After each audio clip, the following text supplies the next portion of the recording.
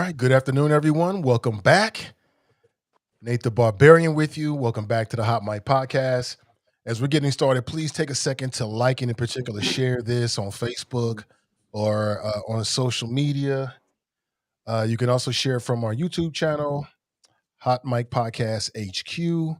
Good afternoon, everybody. Welcome back. And let me introduce today's crew. Welcome back, everybody. We got Raven Mundy is back. How you doing, Raven? Good. Good to see you. Good to see you. I know she's has some stuff going on. Glad to see you back up on your Yes, feet. sir. Good to see you. Yeah.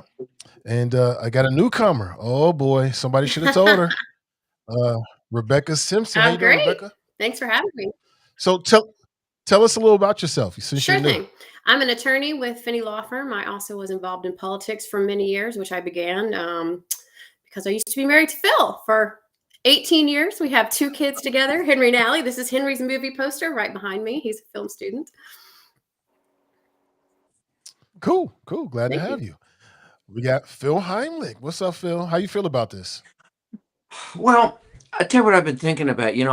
I've heard about this new pope, and I haven't seen any pictures of him or know much about him, but I heard he's from the Midwest. He's very spiritual, and he's kind of pro DEI. So I was just wondering, Kevin, Were you named pope? Uh, we No, I we mean we it fit the description. we I know just we was would be checking. living in the last days if that were true, Phil. Absolutely. Kevin Aldridge, the voice of reason. How you doing, sir? I think I should also say one thing back to Rebecca. She's also very uh, active in anti-death penalty stuff. Don't you have some clients that kind of That is correct. I had represent? a Yeah, client. I'm very that'd much be against death interesting. penalty, have been ever since I practiced criminal law many years ago. All right. Wow. That leads us to our conversation. So, of course, the big news in the last week has been the tragic chain of events that has left a lot of people in pain. And unfortunately, 2 people are no longer with us, including a Hamilton County Sheriff's deputy who it appears to be the target of a father who had lost his child at the hands of a police officer. Still some questions about that. But it came out this week that that the man involved faces the death penalty. The death penalty. And so my question for the crew is, how do you feel about that? Does it warrant it in your opinion? And in your opinion, I mean, as much as you can with the information that you have, what does justice look like in this situation at this point? Well, I'll just get us started. I think, last pod when we were talking about this, I pretty much anticipated that this is what was going to be pursued by the prosecutor, that they were going to pursue the death penalty in this case, as sometimes is the case when you have these situations where officers are killed by the perpetrator. And I really feel like a lot of whether he actually gets the death penalty or not will probably depend on whether or not they're able to make the case that somehow or another he was mentally incapacitated, which I watched on Fox last night. They had an interview with his attorney, and he was saying that there is evidence of some underlying mental health issue that he had even prior to watching the video, which may have, there may have been some emotional distress there. Um, so, I am not a proponent of the death penalty. I mean, I think we've had this conversation on the pod before in the past. Just as somebody who doesn't believe in killing people in general, I certainly don't think that it should be something that's sponsored by our state. I think, I've made the case that I don't think civilized societies kill their own people under any circumstances. For me, I think justice in this situation is, probably the defendant spending the rest of his life in prison at a minimum, for what he did in that situation. But I'm sure, I recognize that that's easier said than done when it's not your loved one who's lost their lives at the hands of somebody else. But I always just try to maintain my consistency on where I stand on those types of issues. I would be curious actually what the victim's family thinks, because a lot of victim family members don't want the death penalty because they never have closure. Because what happens is, because the Supreme Court decided that death is different, you have just a very long process with several appeals, and every time there's an appeal, it comes back up in the newspaper. The victim's family has to show up. A lot of victims' family members are opposed to the death penalty for that reason and for other reasons. I mean, even in this case where you know that you would not be prosecuting an innocent person. I mean, there's the fact that the death penalty exists. I agree with you, in a civilized society, we should not be killing anybody. But if you look at it, it's a large government program that costs a lot of money. On average, it costs 10 times more to have a capital trial than it does to have a murder trial that's not a capital case. And then it doesn't deter crime. And if you look statistically over the last 30 years, where there's the death penalty and where there's not, murder rates are higher in states that have the death penalty. If the death penalty was actually a deterrent to crime, you would assume the opposite. And there's the fact that you could kill someone who's innocent. I understand that's not. Well, are you counting the cost when you say it's expensive, which I agree, but if you count the cost of incarcerating somebody, whatever it is per day, which is a huge amount, if you count that as opposed, and would you say that's going to ultimately cost more than even I'm all glad the you brought appeals and that up, everything? because it does not cost more. It's less expensive to keep someone in prison for the rest of their life than it is to go through the death penalty trial and to go through all the appeals. If you look at it in a death penalty case, you get two attorneys that are usually paid for by the state. You get a jury that's sequestered the entire time. You get expert witnesses paid by the state. There's all kinds of things. It is more. If the guy is 30 years old when he does it, he lives 50 years. What's the cost of the incarceration? I cannot believe that just on the cost issue, that it's cheaper to put somebody in. Yeah. I always hear it's hundreds and hundreds of dollars. I can't believe let's say 30 or 40 years, whatever, incarceration is less expensive than hiring those attorneys. While we're on here, I'll find the stat of how much it costs per day in Ohio to keep someone in jail. But the fact is that putting someone to death under the death penalty generally costs $3 to $5 million for the state, and it does not cost $3 to $5 million for the state. Even the attorney general, who's very much for the death penalty, explains that is extremely expensive, and it's a system that is broken. And not only that, because of all the appeals, which even with the appeals in the last, since 1980, there have been 200 people across the country sitting on death row who were exonerated. So you need the appeals. But generally, and this is in the Attorney General's report as well, most of the people die of natural causes on death row before they are ever put to death. So they spend their life in jail. You spend all that time, you spend the money, and essentially you have a big government program that costs a lot of money. It doesn't deter crime, and you could kill someone who's innocent. So why would you do that? The only reason to do that is retribution, and I don't see that as something that our society should be doing as a state. It's interesting. And I'll piggyback off of that last point that Rebecca made. It's all we can say that we can try to make all these other excuses for why we do it and why the system allows it to happen, but it truly is, at the end of the day, a portion of retribution that people like to use. Because let's be honest here, this is the death of a law enforcement officer that we're talking about. And so it does not shock me at all or surprise me at all that you kill one of ours, we're going to kill you. Like, it's retribution. That's what it is. That's what we're looking at. But it's also interesting because the act that we're talking about could also be seen in perspective of retribution. A father who has witnessed law enforcement, in his perception, in a lot of our perceptions, murder his child, decided to seek retribution of his own. Some would assume, whether that's via, mental instability or not, it still was an act of what a lot of people would assume or have already decided for themselves was an act of retribution in itself. So where does it end? I think that's the question. Where does, proper or acceptable or appropriate retribution end? Does it end with the father who has decided to get his lick back, as my peers would call it, with law enforcement by killing one of their own for killing his child? Or does it end with the law enforcement also taking another member of this family away from existence? where does the line of retribution end? That's a question that I've had to ask myself, because previously we've had this conversation about the death penalty, and I have always stood very firm in the idea that I don't agree. I think that the system is way too flawed. I don't, and I've witnessed what I feel to be way too many innocent people succumb to a system that is way too flawed to be doling out death as a punishment. But also, I can't lie and say that I don't understand completely where that father came from. That's why I'm blessed in this moment in my life to not have children, because I can't tell you that I wouldn't have done or even thought about seriously in a way that might have led to something the same way that he did. You murdered my child.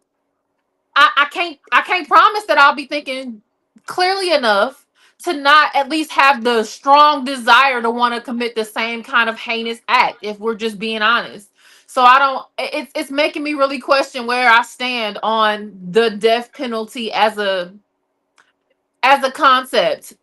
Government sanctioned, I can't say I trust in that, but also as a parent who just lost a child, how do I, you know what I mean? Like, if I can't justify it via the system, how do I also justify that just via being an angry parent of a dead child? I don't know. I gotta be honest, this whole case has made me rethink some things, and I'm not entirely sure where I stand with it. All great points. For me, justice would be a couple of things. So justice would be for, Mr. Hinton to actually get a fair trial with a jury of his peers with adequate representation. So for real, not just like we say that, but he actually gets that. Well, what do you mean? Do you have any doubt Well, I mean, that's going to I happen? don't know about the makeup of the jury at this point, if in fact it goes that far. Well, the makeup of the jury is never known in advance. It's you know how it works. The two Yeah, attorneys, and I've done yeah, some but death but penalty in too cases when many I was a times, Phil. prosecutor. But I mean, it isn't like well, let's see what's the makeup of the jury going to be. The two sides have the right, as you know, to exclude for some move for cause if they're kind of have some conflict, or and they also Yeah, have the right. I forget how many peremptory challenges where they can exclude them yeah. just about any reason. So Well, let me I don't explain it know. to you. Do I you mean, want to hear? I don't know Well, why you do think you there's want a to hear? risk. He has, I think, I'll Clive explain it Bennett, to pretty you. Would you like respectable to hear? attorney. So, Okay. From okay, my okay, perspective, in too I'd many like that. cases, including too many high-profile cases of this nature, where you have a black man that's on trial for doing something to a police officer, that the jury is typically not reflective of that black man. That we don't have a lot of black people on that jury, and there's an overrepresentation of white people. That's what I'm hoping. I'm hoping that doesn't happen in this Well, case. that's based on. I mean, the pool comes I from, don't I care think, how it voters. happens. I I'm think just in the. saying, as a Okay, but blanket statement, what is your basis for saying that you juries are you not can representative of imply the community? whatever forces that may or may not be at work to create those scenarios, whatever that is. I'm just making a blanket statement across the board. Justice for me in this case would be that this man gets a clear, fair trial by a true jury of his peers. That would be first, right? And whatever comes from that is what he deserves, whatever that is, except the death penalty, because I'm diametrically opposed to that. I would also say that justice in this case would be if the Cincinnati Police Department puts some reforms in place because they are in error. They lay some blame on what happened with the way that their officers engaged with him. I've watched that video that I'm sorry, the engaged with the engaged with the son. son, yeah, So they. which helped to create this whole. Well, I don't think you've established or anybody's established they did something All I'm saying wrong in is in I'm the all killing I'm of the saying son. is I've watched that video several more times since we had our show last week, and I got a lot of problems with it.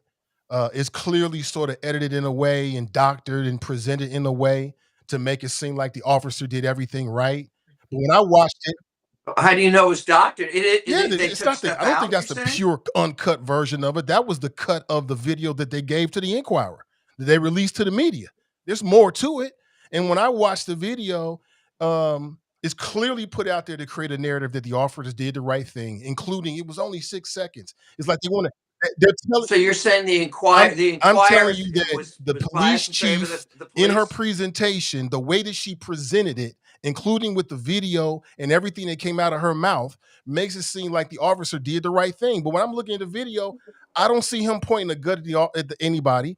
And clearly the young man is trying to run away. So like I said before, I don't think they should be pursuing people for these low-level crimes. Let him run away. Justice, in my opinion, on some levels would be some kind of reform to the way that the police interact in those kind of situations, so somebody else doesn't end up dead.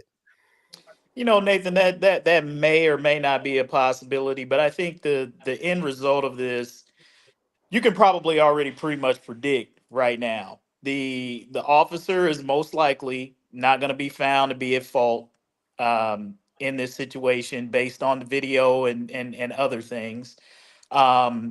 The family, in all likelihood, will probably get some type of settlement from the city that, obviously will not replace the loss of their loved one, but it will be something that they will be able to walk away with from this situation. And the reforms that you're talking about may or may not happen. I mean, I think a lot of that will depend on how vigorously the community pushes for those sorts of things. If the community just kind of sits back, doesn't do anything, none of that stuff is probably going to happen. And when I say not, What is the stuff that you're asking well, for? Nathan clearly articulated that he's looking for some sort of reforms as it pertains to specifically police pursuit policies, right? I mean, Nate, I'm not going to speak for you, but I think you've Yeah, said that yeah, pretty yeah, clearly the last couple of shows. yeah. Phil, clearly, yeah, absolutely, man. I mean, because at this point, what else should we be doing? You can't bring them back. The only thing we can do is try to look forward to try to mitigate what we can see. We can't see everything, but if we don't take these opportunities of tragedy to look forward and say, well, how can we prevent this? Then what are we doing? That's the whole point. It's not all about punishment and pain and lock them up. And it should be about how do we push the public good further a little bit more. That's it. The only thing I'd say is that, Nathan, excuse me, you've offered, last week your opinion as to what is in the public good, which is basically, don't chase criminals, let them go. And I would argue, with all due respect, that that is going to produce much worse outcomes, okay, than the current policy of chasing people who have committed crimes, Listen, especially Phil, you're felonies. completely wrong. Look at this case right here. And correct me if I'm wrong, if somebody got more information. In this situation, they roll up on what they thought was a stolen vehicle, right? 4 people. Right, it was. It was. 4 people get out the vehicle and run away. They chase 2 of them. The other 2 haven't committed any crimes. They were just trying to get away, Phil. Whoa. Who hasn't committed crime? This guy with the gun didn't? I'm saying, listen, didn't they all steal the car, or weren't they not at least unauthorized using it? They all stole it, didn't they? all I'm saying, they all stole it. What I'm saying is, okay, they all committed felonies. Yeah, but so did the president. So, and Oh, well, believe me. I'm just saying, felonies don't mean anything he ought to anymore. be in jail for years. So that point means absolutely nothing. It does, Phil. It just means that you say somebody's got a felony. That means that's worthless to me these days because the president has 34 of them. So let's take it to the logical conclusion, though. If the Cincinnati police were to pass an ordinance, Cincinnati Police's new policy is if there's a stolen vehicle, we will not pursue the perpetrator. We will retrieve the car, but we will not do either a car. We will not chase them by car. We will not chase them by foot. Well, then anyone who wants to steal a car is going to come to Cincinnati and just say, okay, well, drive off or run off. And so we're going to have a rash of, that can't be the policy. I'm not saying that you can't.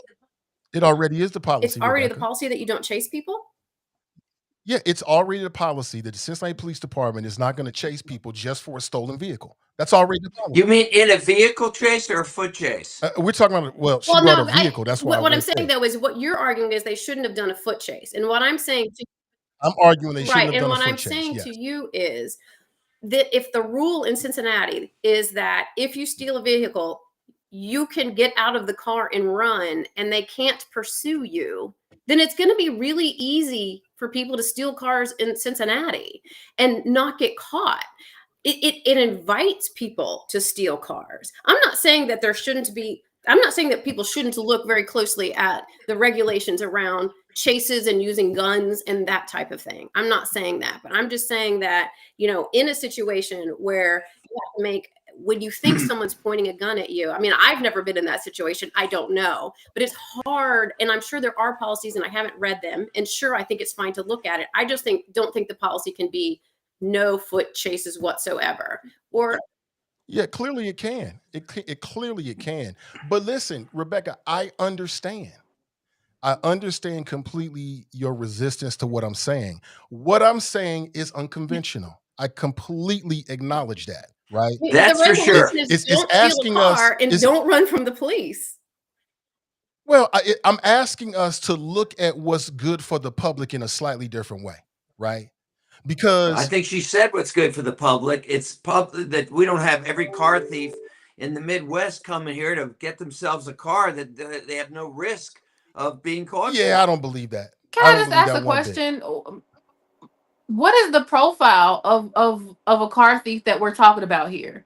Because I think that there are a few things that we're kind of being a little bit too vague about. Number one, I think that if somebody is like a career criminal professional car thief, I'm not entirely sure if we are thinking in that term or just somebody who just one day has the premonition to steal a car. Like I think that context is important here because number one, if somebody is a quote unquote professional car thief, how assuming are we that they know the law in whatever state that they're operating in? How assuming are we that they are familiar with procedures when it comes to that? So you're How thinking there's somebody out there who doesn't know you can't steal a car That's and not thinks what I it's said. legal? What I'm saying is when it comes to the pursuit portion, because if you're somebody who steals cars for a living, if that's what you do, I'm curious as to how much you actually know about about the procedure of different states and how police can pursue you in different states. If you are a car thief in Kentucky for majority of your life and then you come to Ohio, you might assume that the procedures are the same because of the proximity of the states. But if they're not, there's unless you like Google it or look it up or do some research to know, how would you be able to know whether, you know what I'm saying? Like how career, you know what I mean? Like how researched, I guess, are we Can I assuming Well, that a if interject all car I can thief something say is, though? is? Can Reagan, I if it's my interject something car, real I don't. quick? If it's my car, I don't care whether the guy is a teenager who doesn't know anything about the law or an experienced car thief. I'm I ticked off, understand that, and I Phil. want I not only my understand that car you back, but don't I want care, some but you're justice for making the person who statements as if stole it. as if you know for a fact what the car thief, how they process, the law or what they know Can about I the But I law. don't care And how they so if can we're I process creating it. interject a laws I point don't around here? what care. you're Right? assuming, I don't think that that's fair. I think that Can can I it makes more interject a point real quick, sure, Reagan and Phil? sure. Because I think we're arguing around what the real issue is here, and this is why this conversation is problematic. What we are really talking about here is the feeling that black people have in Cincinnati and in America that the laws, when it comes, not necessarily, maybe it's the laws or maybe even how police deal with criminality in Cincinnati and in America is different when it comes to black people and when it comes to everybody else. That's the real conversation we're having here. And to avoid having that conversation, we're trying to talk about different ways that police should do policing. The way that chasing suspects and going after people who commit crimes is not the problem. The problem is that too often black people wind up dead in those situations when white suspects who do the same thing don't.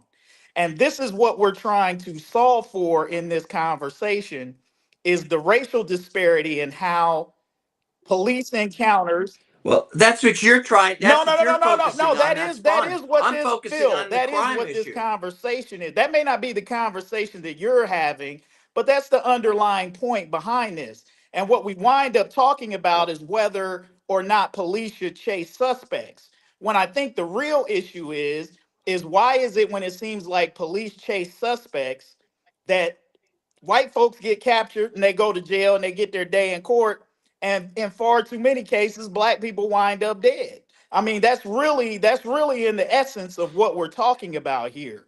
But So it's Kevin, can I not. just say that the reason why I even asked that question is because I understand exactly what you're saying, and I have to ask that question because I know when we're having these conversations, majority of the time, the assumption without even really realizing it or acknowledging it, because we would love to think that we don't have implicit biases, but when we're having these conversations, 9 times out of 10, we're thinking of a black suspect. We're thinking of, especially in the context of the conversation that we're having today about this particular, set of events, we're speaking about a black suspect. And so Well, who's when we're Who's having we? this conversation, the attitude that we're approaching this conversation with is, if this black guy steals my car, I damn sure want the police to go after him. Well, that's not the way I'm Absolutely. looking at it. I don't care what the race is. I I don't get that like you that feel people that way, stealing my Phil. I cars. get that you feel that way, but implicit bias is a it's a mug. It's a mug. And it comes into play when we have these conversations about policing, because as a black person in America, I cannot afford to not think about race. You have the luxury of having these conversations and not containing it to one racial view. I don't. I live a different experience than you. I am petrified even riding down the street next to a cop car, because if I look at them wrong, they might pull me over and figure out a way to send my black behind to jail. So I cannot think the same way that you think about when we have these conversations, which is why I'm asking the question, what are you assuming about the person who might have stolen your car or did or committed a crime or whatever you think that, like, what is the assumption that comes with that what is the profile of that person? I have to know so that I can have a intellectually sound conversation with you about what it is that we're talking about. Because if you are just completely injecting race from the conversation, we cannot have a real conversation. Policing is different between what it looks like for you and your community and what it looks like for me and mine. That's just the reality of being in America. I agree it's a larger issue, but the question is then let's not talk about this one situation. Let's talk about the bigger issue and how to address the bigger issue.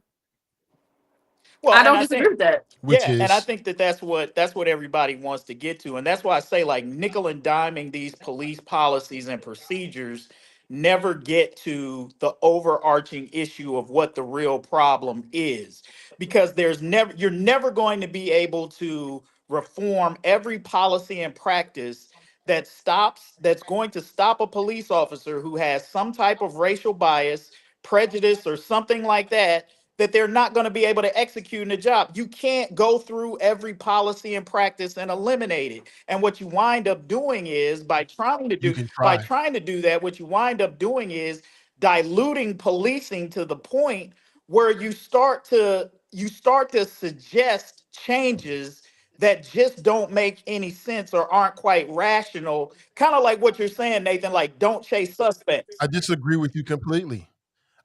You've inverted the conversation. We absolutely should be talking about policy. Like we should be having conversations about the larger issue, and that's cool and all. But what it all comes back down to is what is the policy, and we should be having a conversation about the policy and even the minutia of the policy, right? And that's what's going to really make a difference because it's all about the standard to which the officers are being taught in how they engage with our communities and all the communities. And back to Rebecca and Phil, like I said, I understand what you're saying, and that's a very cynical way of looking at it. It's a very conventional way of looking at it. But what I'm trying to get at is the fact that is once you recover the car, like in this situation, once they recover the car, they said, "Hey, everybody freeze," and they keep on running. There was nothing to be gained by running out there, but a dangerous scenario in which somebody was bound to get hurt, either the perpetrators who are running away, or the police, or an innocent bystander. And once you recover the car, what's the point? I mean, before I make that decision, I would What want to is see the point? statistics on how many chases there The are. point is deterrence for crimes. That if you know you're not going to get caught, as Rebecca said, if you know the policy of the police is we don't chase people. Guess what? People are going to commit more crimes. Okay, because they know they're not going to get caught. Really? I don't know if If that's it's a true anymore. larger, if I it's hear a you. larger issue, like Raven is saying, then changing policies about whether you can chase or not, because you're saying if it were a white person and there were a chase, the result is going to be different than if it were not a white person and there was a chase. And Oh, so I didn't change bring up what race. Well, Kevin and then Raven. I didn't bring up So, race at all. I was saying I Kevin. did. Right. I'm not saying that race Yeah. isn't a part of it, but I just didn't bring it up. To Right. to me, if that was a white guy, I would expect the same Okay. policy, whatever way they're being taught, Well, to no, apply I to But expect the Nathan, same everybody. it's policy, not but though. what I'm But Nathan, it's not. That's the unsaid part of this argument and conversation. I get how you're trying to present it, Nathan, that policy should be enforced across the board, regardless of race. But if it were happening that way, Nathan, we wouldn't be having this conversation that we're having right now. Part of the reason why we're having this conversation is that we're saying this 18-year-old young man wound up dead because he was black, not because police officer didn't follow any particular procedure or something like that. The sense is, and I've heard this expressed many times, is that if he had been a white suspect, they wouldn't have shot him like that. And it comes up in every situation. So to me, yes, policy and procedures absolutely need to be looked at. But the larger issue that you're talking about is an issue of prejudice and bias that exists with Which we officers. can't do anything about. Which we can't do anything about. Okay, Only thing that you cannot change somebody's heart, and precisely. I don't That's care how much precisely my training you point. get. So no matter what And policies and that's what I'm saying. So the procedures, only thing you can do is when you're dealing with people who are getting the public dollar and being supported by taxpayers, the only recourse you have is the standards to which you hire them, you manage them, and you fire them. That means policy and the way that they engage with us. This ain't even really an argument here. so That Nathan, is so the Nathan, future of this conversation. they've been reforming Cincinnati police since 2001. They've changed almost they've changed a million policies in 25 years. I don't know if that's accurate, Okay, but I understand the a point you're million is making. an overstatement, right? But they've It's changed a lot of hyperbole. Yeah, policies. They've changed a lot of policies in the last 25 years, a lot of it under federal guidance and consent decree. Yet and still, here we right. are talking about policies and procedures and changing them, which leads to my What's your point point? that unless you can address this overarching issue of bias, you're going to forever be changing policies. You can't So why does change it them have to that be Well, way. one you're or the assuming other that the though? Cincinnati cops, you're assuming there's bias in the Cincinnati cops now. Is that just the white cops or is that the black and the white Both. cops? It's a culture. Yeah, it would be I'm both. asking Kevin. He is saying there's current bias. It isn't just in the past. Okay, so tell us about it, and especially then, are you talking about all the officers or just the white Well, see, officers? this is the reason why when I talked about policy, I didn't bring up race because I'm asking Kevin. policy is race neutral. And as we're moving forward and talking about what should happen next, it should be race neutral based upon circumstances that arise. So to your point, Kevin, I mean, listen, when a new circumstances arise or a situation happens that you never thought was an issue before, you might put a policy in there. That's just the way human beings operate in these organizations. That's the way it should be. I get I And get the so point that you're making, Nathan, because in a perfect world, it makes complete and total sense. Like I get the point that you're making, and I also get why you're getting it or why you're making it. You're making it so that we don't have to always come back to this point of, well, it's racial, and so how do you, because as it stands in America, we have no clear way of penciling down and nailing down what the general consensus is about racism in America. It is something that has eluded us for generations. And so, and every time we try to put together policy based solely on race, it crumbles, it falls apart because definitions of things change and revisionist history and facts become alternative facts. And with the differences that come with the new administration in the White House, you never know what's going to be racially motivated and what's going to be considered racially motivated and what's not. So I get why you're making the point that you're making. Policy is permanent, and then I won't even say it's permanent, but it has more meat to it than making a policy based solely in race. I get exactly why you're making that point. My argument is we need to be talking about both at the same time because they're intersectional. You cannot talk about one without talking about the other. The beginning of law enforcement in America was based and steeped in racial segregation, in racial inequality. You cannot talk about policing without talking about race. They are intersectional. They're like this. So if you're gonna talk about policy, you also have to bring in the conversation that Kevin is trying to have and talk about race. The reason why people are so angry, the reason why there was a over a 500 $1,000 GoFundMe for the father of this young man is because there are a lot of black people who have trauma from local law enforcement, and they are willing to stand behind that man because of the racial inequality that they have experienced due to law enforcement. You cannot even talk about this case without talking about the fact that this was a black man, a black boy rather, because let's not age this boy. This was a black boy who died at the hands of a white officer. We've seen it one too many times. We've seen it since at least 2017. I think I graduated high school in 2012. I believe that was around the time of Trayvon Martin, 2011 or something like that. That was Trayvon Martin. We saw Mike Brown. We saw Tamir Rice. Like I can name them. I can go and I can go and I can go. And it's because of things like that and George Floyd in 2020 that was really the one that made the whole world kind of look and see about racial tension with law enforcement in America. You cannot have this conversation and not refer back to those things because they're intersectional. So while I get the point that you're making, Nathan, that we should be able to just talk about policy, unfortunately, that is not the history we've had with law enforcement in America. So you're gonna have to talk about both of you. Gonna talk about one or the other. Yeah. I had no resistance to it. I was just clarifying that wasn't my point to bring up race. Not saying that it's not a necessary conversation, but I went back and I watched that video again. At least what was put out there, and it's clear the young man's running away. And my thing is, if he was so gung ho to shoot a police officer, then why didn't he fire off a shot? He got shot at 5 times and never returned fire. And I'm gonna tell you why. It's because, in my humble opinion, he was no threat to that officer. Even with a gun in his hand, he wanted to run away to live to still probably steal a car another day. That's all that was going on.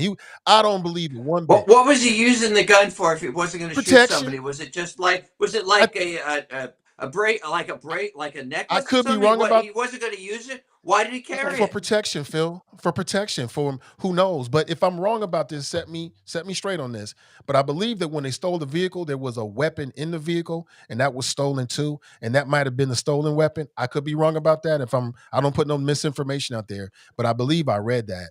And for protection, he probably was gonna sell it. A gun, heck, something like that. But the idea, but just because he was a young black man, now we'll interject race, and that's where it burns me up about it. And we're in an open carry state. He's running away, and it's a vehicle we're talking about. It's not like he had shot at somebody. Had he shot at somebody before? Okay, now I get it. He hadn't shot anybody. He was running away from the guy, and he got mowed I down. don't know. And it's I very, don't know very what his sad. record was. I mean, we are in a constitutional carry state, but if you have a felony, you're still not allowed to carry a gun in Ohio. And he had just committed a felony. But that's not what I was going to say. What I was going to ask is, Nathan, if you did not believe that there were racial bias with the police, if that just didn't exist, would you still think that there should be a policy that the police can't chase? Absolutely. Yeah, absolutely. Because it's just about public safety. A car once recovered is not more valuable than someone's life. Even someone that steals, even someone that's got a long rap sheet, I'm curious even that though. I mean, person. statistically, how often does someone in a chase, when a police officer is chasing someone who has stolen a car, how often is there a shooting? Not I mean, often. is this Well, one I mean, in how 3 often is there a gun million? Not involved, right? often. And this is why I say like the the underlying part of what we're talking about and why we're even talking about this is because the preponderance of these situations that wind up in shootings or killings are overwhelmingly African Americans. That's why black people are so passionate about it.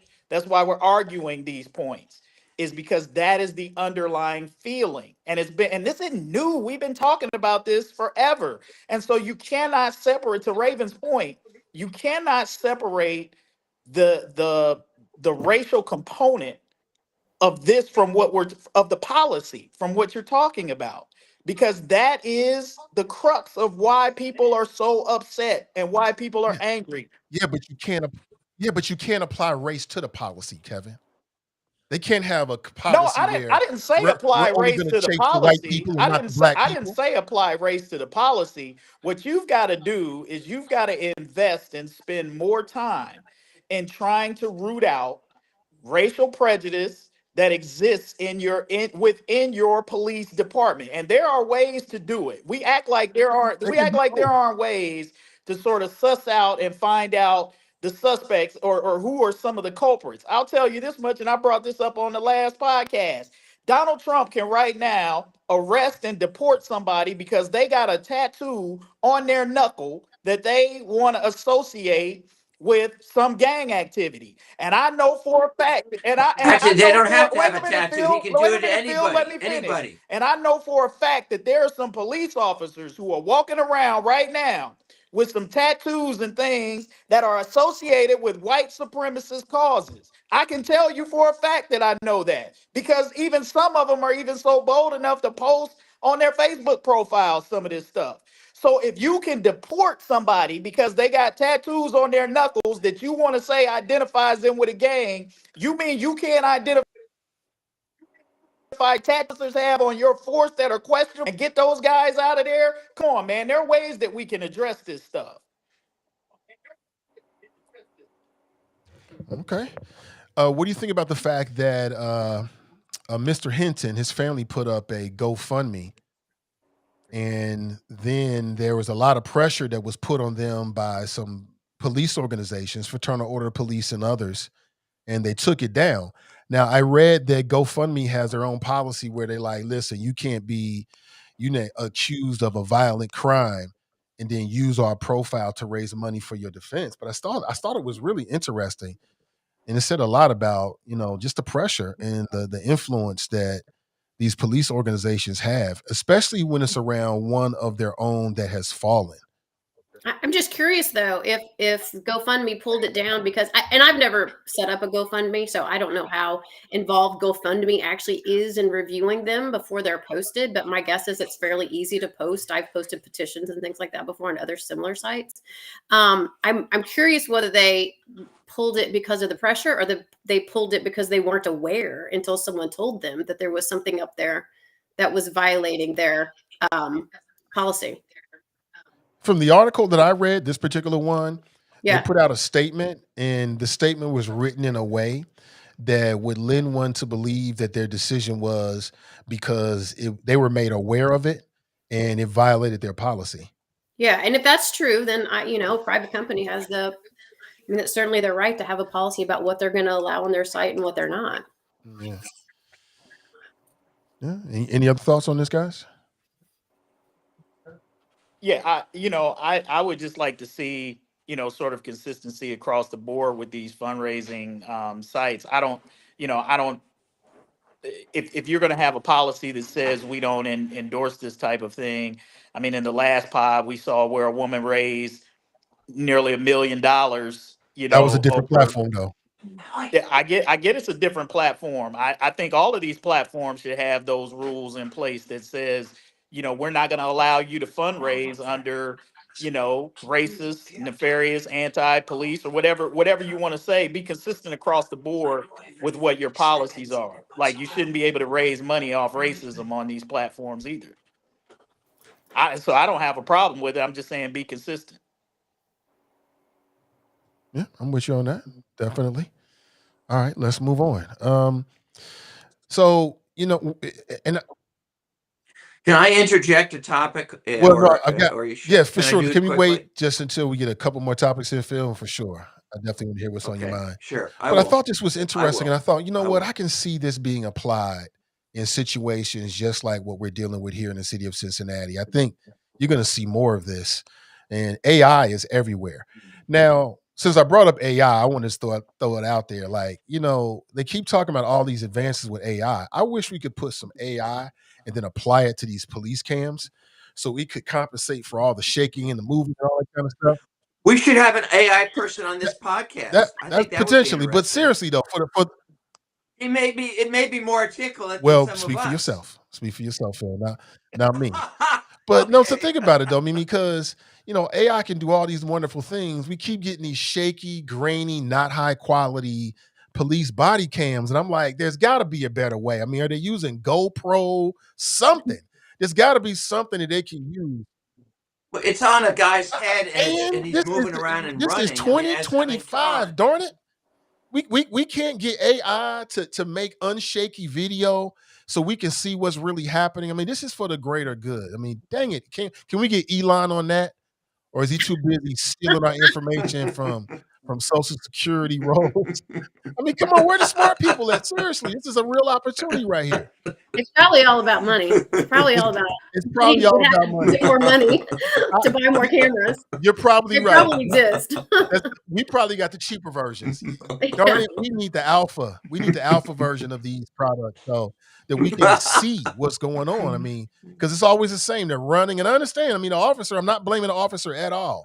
I'm just saying let's chip in a few more points or taxes so that we can pay for better cameras. And I think AI is a future of it. And AI is what I'm using for this transition too. So I got to stick with that thing for just a second. But I want you to check this out. This is really interesting on some levels. It's sad, but let me put this on the screen for you so you see this. It's tragic, but also a wave of the future at the same time. Here it is. So this man tragically in Arizona was shot and killed. He was a victim what have appeared to be like a roadway situation. Got into it with a man. Man pulls out a weapon and takes his life. And that man is on trial right now. And I think we all know the concept of like a victim impact statement. Members of the family can stand up in front of court and or have their statements read aloud in court. Well, the widow, along with the friend of the deceased, right there. Apparently, he has some expertise in AI. He put together an AI generated victims impact testimony, but it was from the victim himself. And I thought, wow, I can really see this being the wave of the future and how this could have a huge impact on juries and judges to actually use AI to bring the deceased to life, so to speak. That's going to be a big industry. And I predict that the first persons to use that will be law enforcement. I can see that. I mean, I can see that being a very powerful image of a recently deceased member of law enforcement, complete with the uniform, actually speaking to the jury. Do you see what I see in terms of the future? What do you think? As an attorney and as someone who practiced criminal law and I'm a litigator, I think that it's improper to do that in court. I mean, courts are about facts and law, and this is complete fiction. This is something that the sister put these words. They created an image of this man, and she put words in his mouth that she is saying that she believes that he would say if he were alive. Now, there is a way that AI, I mean, they generated the face and the voice by AI, but the way AI works, if you're going to generate an actual statement from him, is it takes all the information that it has and it puts them together and says, based on what I know, I mean, like, so if you were going to do Phil, for example, there's all kinds of things in the media that Phil has said in the past, and he's given many speeches. And so you have him on record saying lots of things. So if you loaded all that into AI and said, what would Phil Hemlich say on this topic? It would have information to pull from. That's not what she did. What she did was create an AI image of this man in an AI voice. And then she literally put the words that she wanted in his mouth. That is complete fiction, is not fact, is not law, does not belong in a court. Now, I understand. I mean, for something like that, you could post it on social media. You can post it on Instagram. You can post it on Facebook. Facebook is what my son calls Instagram. But, that's the appropriate way to that. I agree with Rebecca. I hate the very idea of this. I personally, if I were the victim in this scenario, I would hate for my family or somebody or one of my loved ones or my friends to compose an AI image of me to present in court and then to put words in my mouth. What I do know about humans is that we are creatures of experience, and we're also creatures of inconsistency. And so to kind of touch on what Rebecca said about Phil, yes, there are probably plenty of quotes and speeches and things that AI could pull from to kind of compile an opinion. I just don't want Nathan to be the one who pulls them out and decides which ones get. But I'm saying, but So, it's out there for AI to pull from and to compile some sort of summarization of what you might say in response to a situation where you might give an impact statement. But what AI cannot do is pull from Phil's heart. It cannot pull from his mind today. How he felt 20 years ago about an issue might change because of new developments in either or new laws or new understandings, just as we grow and mature as humans in life. The same thing you thought at 18 or 25 ain't gonna be the same thing you think at 40 or 45. So it's not factually accurate, I think, even to say that, the same Phil who gave a speech on maybe this exact thing 20 years ago feels the exact same way today via this AI, perception of him, or this AI, creation of him. I think it's extremely irresponsible, and I think that if we accept this as a portion of how we deal with the law enforcement system, I think it stands to undermine what is already a fragile system and what is already a fragile institution. We just talked about how, the death penalty itself is not reliable enough. What do you think happens when you give, license and authority to an AI image to give an impact statement? I think it's extremely irresponsible, and I would hate for that to be like at any point a standard or involved in our law enforcement system. I would hate it. I'll tell you where I think the AI would be good. It would be good at a funeral service, and I want to say right here, let's just say if I die, I would like an AI vision of me at the service. However, I agree with everybody. It's that using it in court, and again, it's probably this isn't something that went to the jury. It was kind of for the judge's benefit in sentencing, but uh, as everybody said, it's not really that person's words. It's what other people have fed into it, essentially. And I agree. I think it's dangerous, even just for it to be in court Yeah. at all. I mean, and here's a little bit scary thing about it. The problem is in this situation, this judge allowed it in, okay? And the problem though is I don't know how do you get that to a higher court to overrule, because prosecutors generally don't have the right to appeal when a guy's found guilty. In fact, prosecutors generally don't have any right to appeal. And so the thing is, if a lot of judges start doing this, I wonder if it's going to be something that can be overruled by a I higher think you're court. going to I have think it. legislatures outlaw it. Yeah, and I think it's incredibly, at a minimum, it's incredibly unethical for all of the reasons that all of you just stated. Right? It's like it might be what I said, Thank you. but you couldn't guarantee that it would be what I said.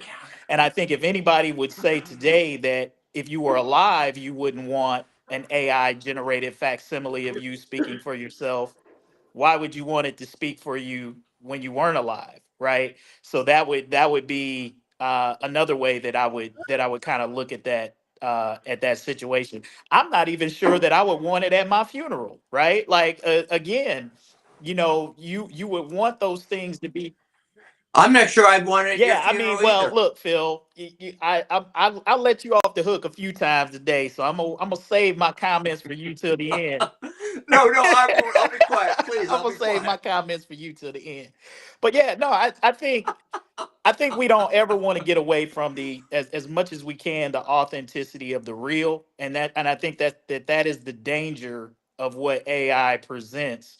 Is at the end of the day, it's not real, right? It's artificial, hence artificial intelligence. And so I think anytime we're dealing, particularly in the legal system or in the court system, we ought to always want the real, the authentic. And sometimes, unfortunately, you can't get that when the person is no longer there. So the best that you can possibly hope to get are maybe people's recollections, notes, and things of that nature that folks might have left, or maybe even a video will testimony or something they left behind before they passed. But yeah, this wouldn't be something I would be in favor of seeing become prevalent. Oh, it's coming. You know what? Rebecca said something that made me think. I hadn't thought about it, and I think you're right.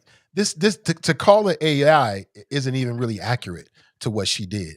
Because you're right the way you described it. Like if she somehow took all the information, I don't know, maybe he was doing videos or podcasts or whatever, and then put that through the AI machine and it came out with this. That's one thing. But to your point, they kind of like created an AI image of him with the mouth that was moving and synced it to a voice that was close to his. So maybe they use AI in that. But you know what? I disagree with you on the other part, though, Rebecca. I don't think it's any different than taking a photograph in there and then talking. There's really no difference. Oh, no, I mean, I think that, well, she put it in his voice and said, this is his word. And she didn't say that. She showed a video as if this is what he actually feels. We don't know if that's what he feels. We know that's what she feels about how she thinks he would feel. And I have no problem with her getting up with a picture of him and saying, I believe if my brother were here today, this is what he would say. I think that's fine. But to have How is this any different? testifying. How is this any different, though? Like everybody knows that it's not real. Because it's clear who's speaking. It's clear that it's coming from the sister, and the judge or whoever can weigh that. This is what the sister's opinion is. But when you throw this AI thing, the impression that's being created is, oh no, this isn't the sister. So you think that the judge is not intelligent enough to know that, Phil? I don't know how many questions the judge asked. Oh, whether he's intelligent enough or not, I think it's a bad choice. And also, let me tell you something about judges, and I would say this about prosecutors too. They're very, very, if they run for office, which other than federal judges they do, they're very concerned about public opinion and especially about being tough on crime. Okay? So I could easily see a situation where the family and the cops are saying, we want this guy's AI thing. The judge is kind of thinking, well, if I say no, I'm going to get some bad press. So, I just think in a courtroom, there are lots of rules about, you can't file a brief with the courtroom without citing every sentence to either evidence that's been presented or law that has been created. So to come in with something that's a complete fiction into that courtroom, to me, it runs contrary to what our justice system in the courtroom is about. But it's not a complete fiction. Let's be real. So the only thing you're saying is the fiction is what was actually being communicated, because it's him. It looks like him. It sounds like him. Those things are not a fiction, right? But it's not his words though, right? These are her words that she's putting into a I know. I'm trying to figure image. it's not a total fiction is all I'm trying to say. So what's the difference between me coming in with a photograph? It just seems like it's a very small step to me. But it's not though. Who is it deceiving? It's not deceiving anybody. They know that it's AI. They know it's fake. But there's a reason why they're doing it though, Nathan, because it does it. And this is what I was going to ask the attorneys on here is like, wouldn't that be borderlining on prejudicial? I mean, because the whole idea behind it would be you're trying to create an area of sympathy or humanization with a jury or with a judge. But that's the nature of a victim impact statement. That AI generation is. That's very different than putting a photograph up of somebody else. But it's the same purpose, though. That's the purpose. It's not a nefarious purpose. But this is a little bit extra, though, Nathan. This is a little bit extra than just a photo. I mean, gosh darn, the man got killed. We can't bring him to life so he can get justice. Whatever happened to facing your accuser? He's facing his accuser via AI. He's not facing his accuser. His sister is putting words in his mouth. His sister has every right to make a victim's family member statement. And she can do that. And she can say what she believes that he would say. But it is deceptive and used for purposes of creating emotion. Check this out. I am a version of Chris Pelkey recreated through AI that uses my picture and my voice profile.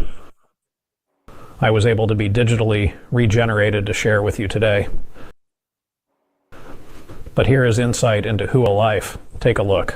All right, I'm Chris Pelkey. I served with the United. I'm not mad at him. That's the wave of the future. I guarantee it. You'll see more of that. on one second here. I just would never want for my family to do nothing like that. Like Really? once I'm dead, I'm dead. I don't have nothing else to say. I don't have no more opinions. I don't have like I'm done. Like everything that I said when I was here, what I said, don't put no words in my mouth or none of that. Now you can give your experience of me when I was still here with you because that's your right. But I feel like it would be a violation of my rights for you to then like create a what he said in the video. This is a digitally created version of me, and I ain't real. But this is what my people think that I might have said to you if I was still living. That would offend me because I don't want nobody to be able to speak on my behalf after I'm gone up out of here. Speak on your behalf. Speak on the crime that was committed to me and how it affected your life as my loved one, as my family member, not as me. That's weird. So Nathan, It is weird. let me put the flip on this, Nathan, because you might feel differently. Like you're right now, because this is a victim impact statement. But let's take it, let's roll it forward in terms of what you're saying. What if a prosecutor or somebody took that image and made a video concept of your worst statements and your worst moments to try to make a case to prosecute you and play that video and said, hey, here is an AI generated image of Nathan Ivey that goes to prove our point about how bad a dude this is. And here's all the things that he said and done, and he'll tell it to you himself. How would you feel about that?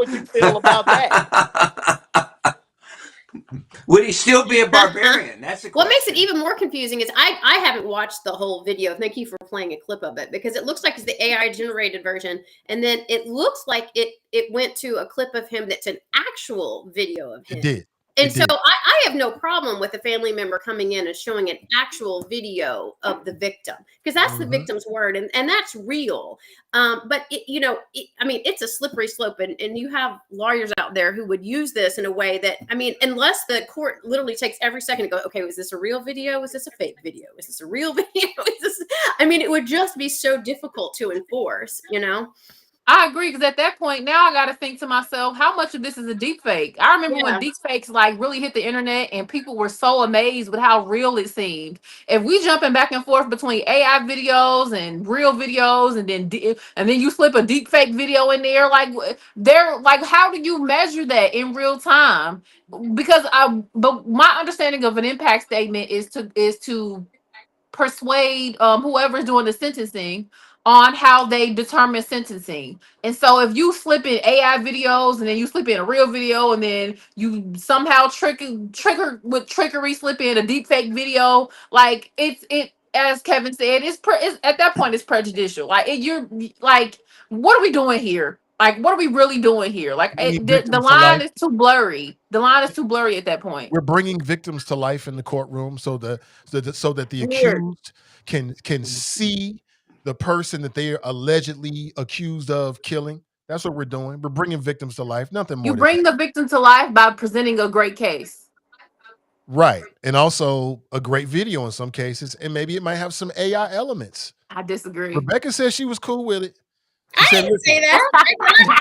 She was cool with the actual not with the AI. If it had real video. No. But Nathan, you didn't answer my flip though. Your flip.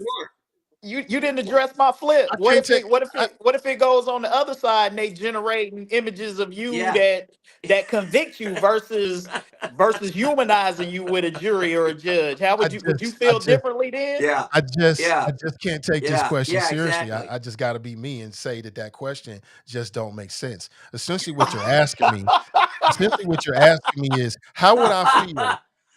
Can I finish my thought though? Hold on. I want to address this. Hold on, Phil. Let me get my thought out. If we do that, you okay showing it on the air? I mean, your question essentially is asking me how would I feel about a prosecutor doctoring evidence about me, like planting evidence. That's criminal. No, that's not what I said. That's not exactly what I said. That's not what I said.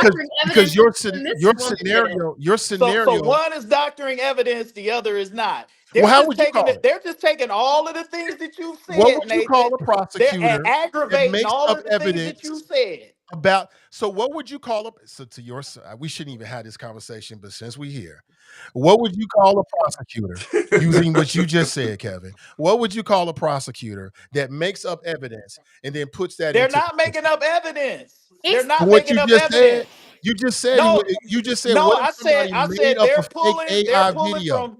They're pulling from statements. They're pulling from excerpts from the Nathan Ivey show, Hot Mic, everything that you've ever said. These are statements that But you've that's not made, what and happened in the AI scenario. is aggregating them, and they're using your statements to put a video image of you to make a case against you. How would you feel about that? I think that any court in the world would say that would be inadmissible. So What would how that is that? show? So how is that different? Or what would that? It's different because you like. It's I should different not have to because you're tell on you the how this is side of the different, victim. Kevin. I should not have to tell you how that is different. Please don't I'll ask let me the to tell you that. attorneys tell me how it's different. It's Well, like, so and you just essentially, be Nathan, going. you're saying it's okay for a victim to doctor evidence, but not for a prosecutor to. No, I didn't say that. That Because is that's what you not said. evidence. That's not evidence. That's a victim's impact statement. Why? Y'all got to stay with me. It's Evidence still is used what you though for the wait, purposes. It's used in evidence. court Wait, for the wait, wait, purposes. I You should never can't. You're tell not supposed to lawyers come this, in but and I will. lie to the I court. should have to tell lawyers this, but I will. Evidence is what you use when you're trying to, like, during a trial to put your side in one way or the other. I What understand. we're talking about here is a victim's impact stuff. It's not the It's the same same thing point, It though. at is, It works all. the but same okay. It So is way. then let's clear and it up the is metaphor then. disingenuous to say those You're two trying So to things get a are the particular same. sentence They are in not one the same typically sentence. thing. during sentencing, and correct me if I'm wrong. We got plenty of attorneys in the house to correct me if I'm wrong. Typically during sentencing, there's the victim impact statement, but doesn't the accused or the convicted also get a chance to give a statement as well Yes. under the advisement of their Absolutely. attorney typically, correct? So my question Yes. is, what stops that person from then also creating their own AI generated, video of the victim, forgiving them for the crime that has been committed of them, or you know what I'm saying? Like, what stops that? What stops that person who's been accused of said crime to then have their attorneys create in similar fashion an AI video of the victim saying, "Oh, this person was a really good person, and if I were here, I would never want them to experience, a heavy sentencing for the crime that they've been convicted for. I would be forgiving. I Mhm. would give out if I were the judge or the jury. I would give them the least amount of time possible. Like, what stops that other side from doing that same thing? And would you be okay with that, Nathan? The judge would stop that. As he should, That's what the would stop AI it. generation Yeah, period. the judge would stop Yes. it. But As what he makes it? should, Yeah, But, the but that's what just AI makes it standard. generation worse? period. What makes it worse? Well, I think it's a big difference between the family members making an AI video of their own family member as opposed to the alleged What if perpetrator what if the making a what if video the of their perpetrator victim. is a family member Yeah, or some somebody families don't close get to this along very well. I'm person? just saying. I missed I what you said said, some family Rebecca. What'd you members don't say? get along real well. I don't know that I'd want everybody in my family speaking for me. Boom. Exactly. And But they what I and they don't want is probably for won't. that one stray cousin who can't stand my guts to be making no type of AI video on my behalf because it's not gonna be They accurate. they probably won't. It probably won't be that cousin. It'll be somebody that loves you that takes the time and What's energy That's to going do to that. happen You assumption. if already know this how is that's gonna allowed? go. It's going to be the attorney making the statement. That's exactly what's going to happen. So is that scenario that Raven brought up possible? Like, does the accused get a chance to, like, would they have a chance to, like, admit their own video, their AI video, or any kind of evidence during sentencing? Do they get a chance to stand up and do that? Not AI, but they do all have the right to speak themselves. As far as I know, this is And the they only also, court. excuse me, they also have the right to bring in their mother, their friend, or anybody else to Right. speak on their behalf. Right. But not a computer generated thing How do like we know that that? one. It's never been done before. This is the Yeah. first time we're seeing this. So how do we know that it does not open the door for I'm that? Well, I mean, that's what Nathan. I mean, I can't predict what judges are going to do. The Supreme Court said that Trump can commit all kinds of crimes and he can't be prosecuted. But all I'm saying is, in my opinion, okay, I think most judges will not allow that. Well, Nor I think should legislatures need to address it. I mean, AI is creating all kinds of scenarios where there have to be new laws created. I mean, in Ohio, until recently, you could use someone's image and create an AI image of this and do anything with it, and it wasn't illegal. And so this is just another area where AI is moving and our laws need to move with it. Yeah, isn't it I the would agree with law that. that you can't testify to something that you thought somebody would say? Like if I were on Absolutely. if like that's hearsay, right? So Yeah. how is it any different than in me creating an AI generated image and That's offering an saying opinion, Yeah. but the same and answer's the saying same. this is what I thought somebody would say? Like that shouldn't be, that wouldn't be admissible, right?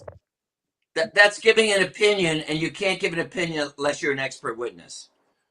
Listen, if you are the victim's family and it's your turn to get up before sentencing and you have the wherewithal to put together an AI video and bring your family member to life during that moment, I have no problem with it. None whatsoever. And I'm telling you, that's going to be the wave of the future. Somebody's going to make a lot of money providing those services for people in those kind of scenarios. But we shall see. Um, so Joe Biden is in the news again this week, and he's making his rounds, and he's talking about the election. And among other things, he says that let me see if I can find. There he is. He blames Kamala Harris's loss in part to sexism and racism. He also reject concerns about his age.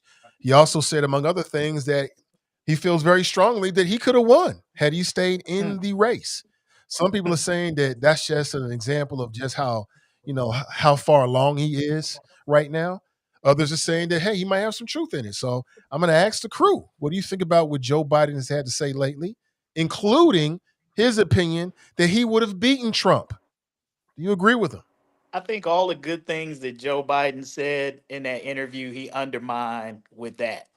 I mean, look, Joe Biden is delusional if he thinks that he would have won that election against Donald Trump. There was too much damage done. I mean, that he was already battling the specter of him being old and questioning his mental faculties, and then after that debate, that was pretty much the death knell for him. It was going to be incredibly hard for him to come back from that. Donald Trump and his gang had a whole platform prepared for Joe Biden, and they were just going to beat him over the head. And there was some more stuff Joe would have did between then and election day that would have only reinforced that. So I get it.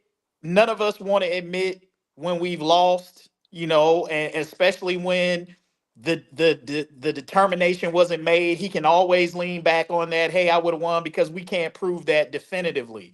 But I think if you look at where he was and where things were trending, the fact that even as he admitted in that interview that only 28% of the country agreed with the direction that we were going in, I just don't think he was going to win. Now, would he have had to overcome the hurdles that Kamala Harris had, which I believe the racism and sexism hurdles that Kamala Harris had to overcome? No, he wouldn't have had to overcome those, but he would have still had to have overcome the age situation, which I think was too big for him to get over. So, some of what he said made sense, and some of what he said just absolutely didn't make sense.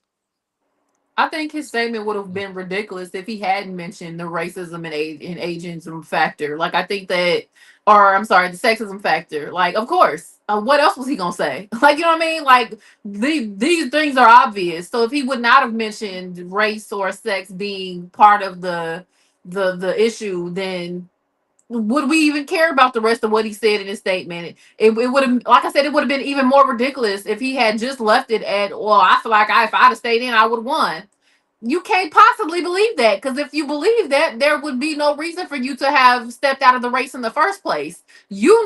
Like Democrats knew, and like the rest of us know, that there was no way that you were going to win that election, and so you did what was the smartest choice at the time, which was step down and allow your vice president to come in and do what she could with the time she had left. Racism and sexism then jumped in place, and in place of what was ageism and the issues that people did have with your age.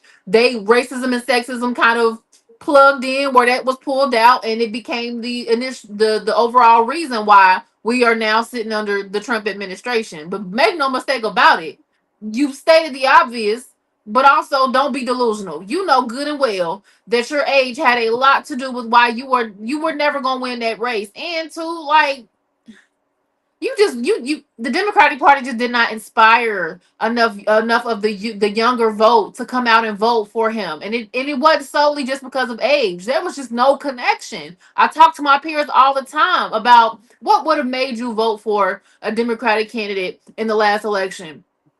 And a lot of my peers say to me, if I felt at any point that I was even acknowledged, if I felt at any point that other than asking me to come vote, that there was any kind of prompts or any kind of like real connection being made to me and the things that affect me currently and me as somebody who was walking out of my early 20s into my 30s or into my from my late 20s into my early 30s to mid 30s where I have now real life responsibilities. I'm paying taxes. I'm trying to buy a house. I'm trying to do all these different things that are heavily affected by the economy and I cannot do them.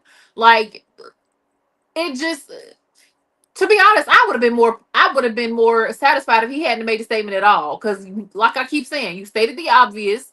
And then on that last little part, you just said something delusional. Sir, you knew that you weren't going to win. Because if you felt any other way, you would have not have stepped down and let Kamala pick up the baton. That's just how do you say something like that, but also you gave up? It don't make sense.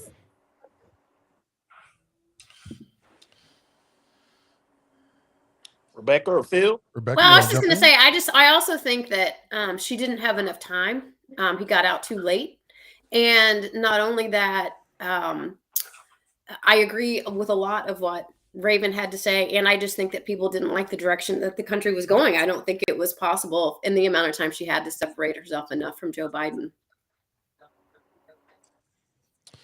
Yeah, for me, I feel like had had Biden stepped down and kept the original plan that we've learned that was talked about, and he kind of gracefully bowed out and gave her a proper runway, then it would have, of course, increased her chances.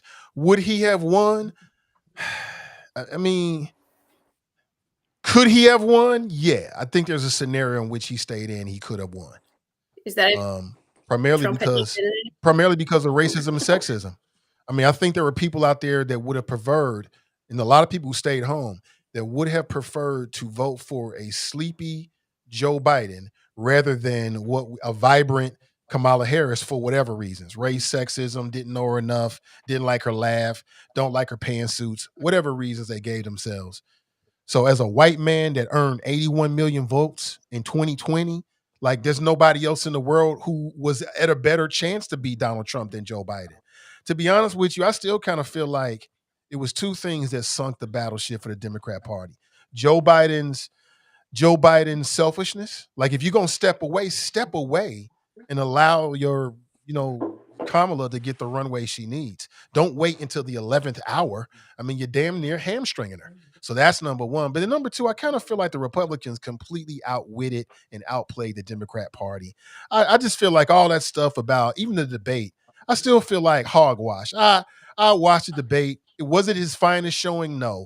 But was it the big breakdown that everybody else saw? I just didn't see it that way. And I think that Joe Biden's cognitive abilities was overstated and weaponized, and it worked. And it forced the Democrats to do something at the last minute that ended up helping the Republicans, which was Joe Biden stepping down with 4 months left and then allowing this sister, a very small amount of time to do anything. Now she did a lot with that time. I still say she ran a big beautiful campaign, as Trump might say, a big beautiful campaign. But it just didn't turn out the way that some people might Yeah, have wanted though. So I understand what he's trying to the say. only thing I think that's wrong with your analysis there, Nathan, is that it misses the fact that Joe Biden was slipping even before the debate. His numbers were down and the Democrats were already worried. Like part of the problem with Biden was he was losing traction in places where there were Democrats should have been locks. Like in states, he was seeing slippage in states where Democrats shouldn't even had to been worried. And that was before the debate and it got worse after the debate. So I think your analysis sort of ignores that fact that Joe Biden was in trouble. I agree with you. Kamala Harris could have done a lot more with a lot more runway that probably would have, even with racism and sexism, if she'd have had more time, she might have even been able to overcome those things and still beat Donald Trump. But in the truncated window that she had, it was just too much to overcome. Look, Joe Biden, for whatever he did to beat Donald Trump in 2020, and the myriad of things he did to bring us out of COVID and get the country moving back in the right direction. And as much as he was lauded for stepping aside, Joe Biden should have been a one-term president, and he should have made that clear from the beginning. He was already old when he won the first time, but Joe Biden's ego would not allow him to say that he was just going to be a one-term bridge to stabilize things, and then allow the Democrats, whether it was Kamala Harris or whoever else, to use that time frame to get somebody ready to go to hit the ground running against Donald Trump. So when you ask Joe Biden, when they asked Joe Biden, was he responsible for Donald Trump winning? Absolutely. Joe Biden was responsible for Donald Trump winning.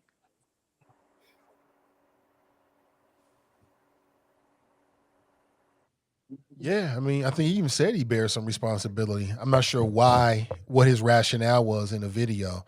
Can't remember if he said it was because he got out too late or because I think that's what the implication was, right? He got out too late, should have got out and gave her a chance to run. So yeah, tragic history. It is what it is, but at least we got 3 more years of Trump to look forward to. So there's a nice little consolation prize for everybody. All the more reason to blame Yep. Joe Speak Biden. for All the yourself. more reason to blame Joe More. Biden. We got 3 more years of this madness. Yeah. Well, I mean, that's all I got, folks. I mean, at the end of the show, I'll kind of give you a chance to circle back. Was there anything that was missed or something you want to reiterate? Speak now or forever hold your peace. I got something. I got something. Sure.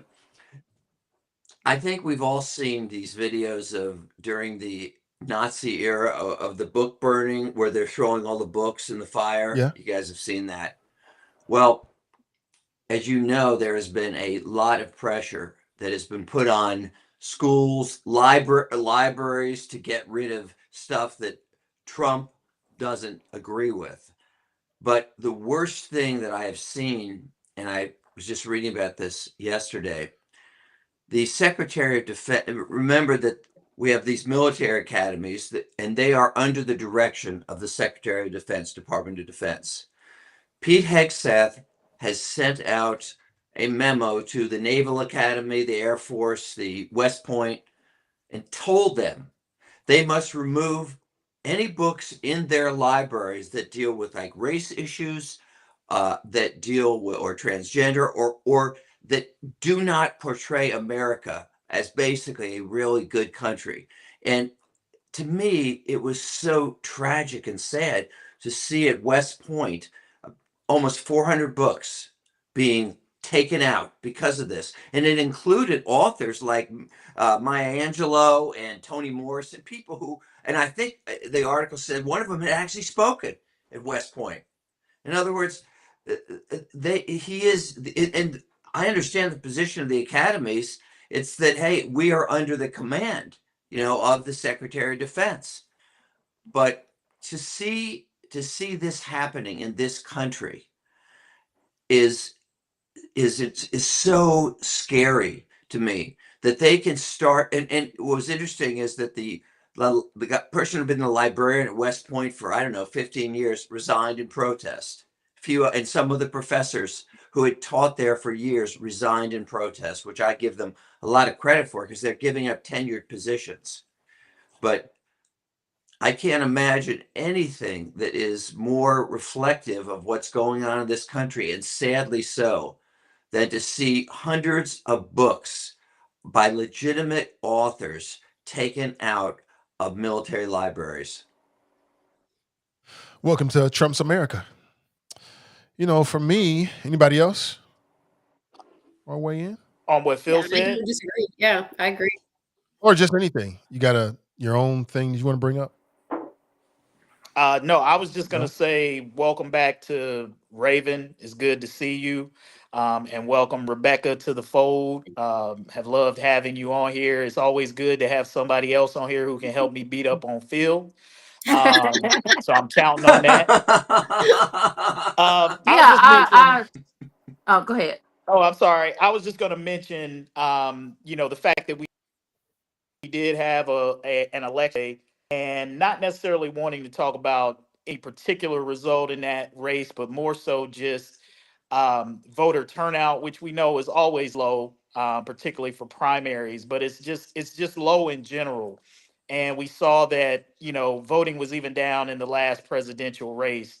And I get that people are disillusioned. Maybe they don't believe in the system and they don't think that things work, and maybe a myriad of other reasons why they're staying at home. Maybe voter ID laws and so forth and so on. I don't know, but it's concerning, and I think that the state of where we are in our politics in our country, we're at a place where we just can't afford to have people sit at home and sit on the couch anymore. I think if you don't like where the country is headed right now, and you didn't cast your vote, you got to look at yourself in the mirror, because your votes might have been the ones that made the difference. And so I'm just hopeful that um, something can be done, whether that's on the candidate side, whether it's getting better candidates out there that are going to juice people up, start talking more about the issues that people care about, or people just recognizing their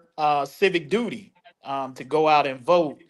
I think we got to do better, or it's only going to get worse. I to piggyback on what you said, Kevin, I agree.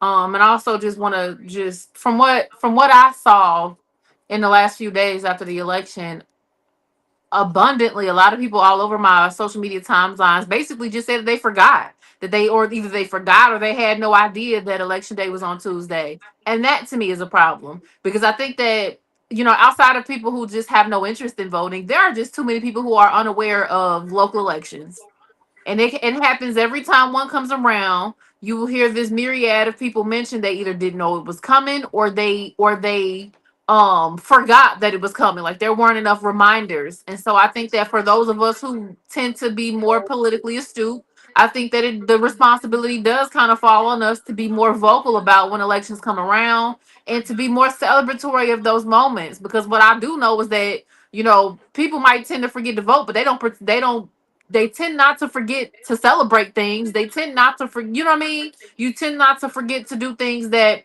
actually bring you a sense of joy and achievement. And so I think that we just have to be better at how we talk about voting, how we present it, how we talk about election day specifically. It needs to be something that we are just as excited about as Juneteenth at this point. It needs to be something that we are just as excited about as a birthday or an anniversary, or any of those things that make us feel human and that give us a reason to celebrate.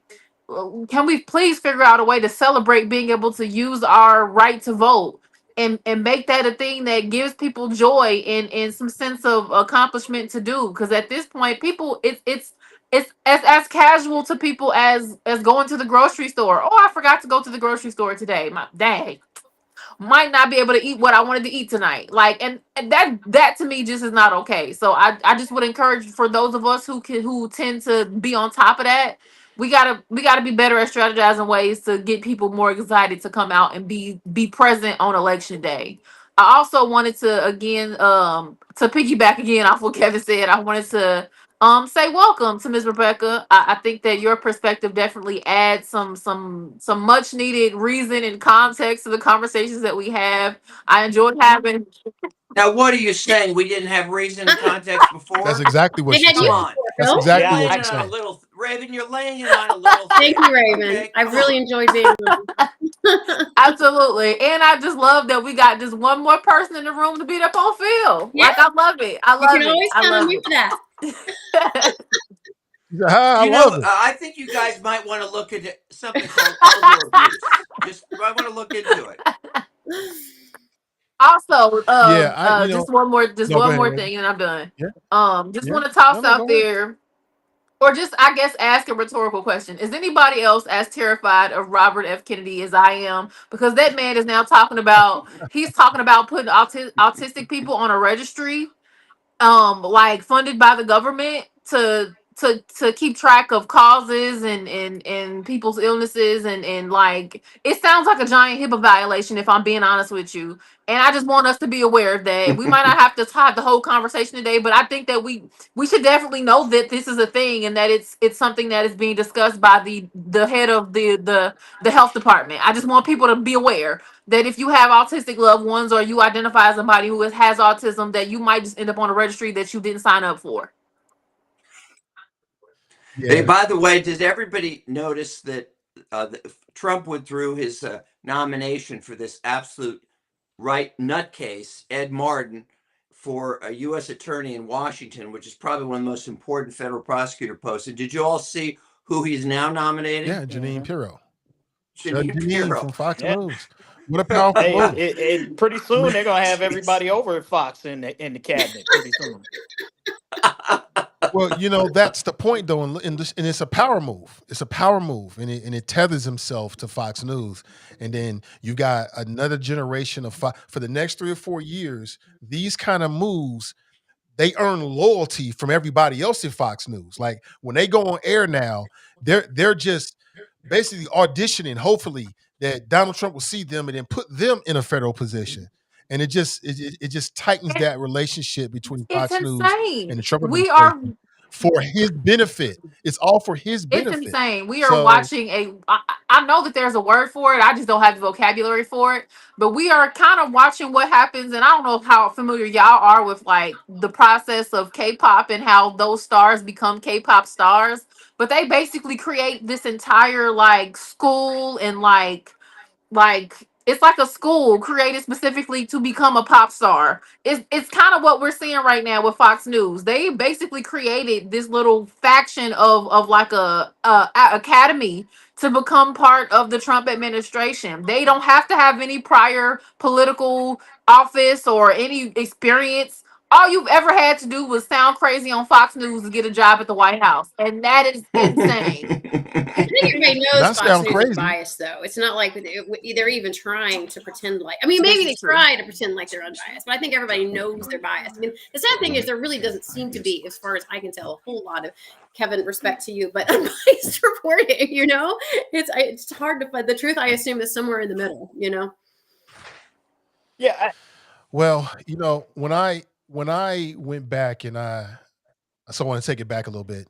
Here's my sort of circling back moment is I watched that video. I watched it a few more times this week, and again, I didn't see what they keep claiming to see. Again, what I saw, I don't see anything in that video where there's a gun being pointed at anybody. I barely can even see a gun in some cases, and I clearly see a young man that is running away. And as I said, for folks who are like, well, if you let people go once you get the car, you're doing this and that and the other. Yeah, that's one way of looking at it. But if the police had just stopped, we got the vehicle, they ran away, they didn't stop, none of this would have happened. None of this would have happened. And so, I understand this is a very tender moment for police and law enforcement, as it should be, and they should have their time. But the other thing that would be justice in this situation for me would be for law enforcement to take a serious look at themselves, right? I don't know if that's happening right now. And ask themselves, what made this man target just another person in uniform? And the reason is deep, is painful, and there's something there. There was an op-ed piece to the Inquirer. What was it called here? I read this, and I understand. I give the man. I'm not going to say anything about this dude, Kevin, because I think it's an important opinion on some levels. Is this the police law enforcement? But it was basically, what was the point he was saying? It's basically, it seemed like he was complaining about what it means to be a police officer, and then police never get a fair chance, and this, that, and the other. And I'm like, again, I didn't know the Hamilton County Sheriff Deputy, but if we're not going to play politics, then nobody should be able to play politics about this man's death, including members of law enforcement that want to use this as an example to play the pity game. I mean, that's not what this moment should be about. Yeah, we all know it's tough to be a member of law enforcement, but you know what it is when you knew what it was when you were signing up for it. And this idea that everybody's automatically against you is malarkey. That's not true. People know the difference between what looks right and what don't look right. And this situation don't look right. And it's not about making excuses. It just don't look right. It's a whole bunch of questions that need to be answered, especially about what we see and what we don't see on this so-called video that the police chief is acting like it's some kind of holy grail that exonerates the officer automatically. Yeah. And that needs to be said over and over again. They don't get a pass just because they're telling us what we're supposed to be seeing on the video. That's not the way this is supposed to work. Yeah, I think I hear what you're saying there, Nathan, and I think here's the reality of what I think when you talk about people shouldn't be playing politics in this moment. But I always say that politics, by and large, is rooted in people. So anytime you're talking about people and the things that affect their lives, any statement that you make about it is going to be viewed and through somebody's lens as political, right? So we got to stop trying to say like, well, we shouldn't be politicizing this moment. Look, if we're going to talk about it, that's an inevitability of just having the conversation about it, because our opinions, our thoughts, our questions, people are always going to paint those or put those in some sort of political, view that through some sort of political lens. And so while I think we can all say that we all feel for the officer and his family and the family of the young man who was killed and all of that can be true. At the same time, while we're having these needed, necessary, but difficult conversations about, how do we not wind up in this situation, right? Because the reality is these situations are not good for anybody. They're not good for the individuals involved. They're not good for the community. They're not good for the professions. And so I think the one thing that the officer in the op-ed that you pointed out, he raised some interesting things that are to be considered, but that doesn't, absolve the police from being scrutinized, right? Now, I do agree that we need to do that with some fairness and facts, and I don't think that people are not doing that right now. I think what is missing there's still a lot of facts that are missing from this situation. What makes the video difficult is that we are watching that video from our perspective. None of us are viewing it from the perspective of the officer who was in it, right? Like that's a different lens, that's a different angle, that's a different view than what we're seeing from the body cam video that was there. So what makes this a difficult conversation to have is we're assessing what the officer should have thought through the perspective of a camera that's shot from a completely different angle and a completely different perspective. That's not the same, right? And so I'm not saying that the officer was absolved or he didn't do anything wrong. I'm saying to get to what I think the officer was trying to say in his op-ed, if we're going to be genuine about it, we got to recognize that the perspective that we're seeing in that camera was not the perspective as the officer. The same as the officer. It wasn't, because it's coming from a body cam view from a different angle.